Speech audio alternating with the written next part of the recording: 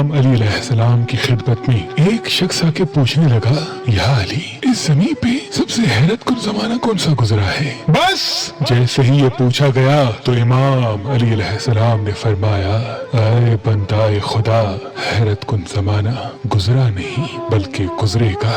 तो वो पूछने लगा, या अली, कैसा जमाना होगा? इमाम अली अलैहिस्सलाम ने फरमाया, ऐ शख्स, इस जमीन पे अनकरीब एक ऐसा जमाना आएगा जब घर घर में मीठा जहर पाया जाएगा। इंसान को मालूम भी होगा कि इसका इस्तेमाल मेरी सेहत के लिए नुकसानदेह है, लेकिन फिर भी इंसान वो इस्तेमाल करेंगे। ऐ शख्स, इंसान के जिस्म के लिए मिठास का होना जरूरी है, जो अल्लाह ने मुख्तलिफ सब्जियों और फलों में पोशीदा की, ताकि इंसान फल, सब्जियां और अपनी ग़िज़ा खाकर अपने जिस्म में इस मिठास की कमी को पूरा कर दें। लेकिन अफसोस तो ये है, उस दौर के लोग मसनूवी मिठास बनाना शुरू कर देंगे और हर दूसरी चीज में उस मिठास को मिला के खाना और पीना शुरू करेंगे, और यही चीज उनके जिस्म को बीमार और वक्त से पहले बूढ़ा कर देगी। तो वो पूछने लगा, या अली, उस दौर के लोगों को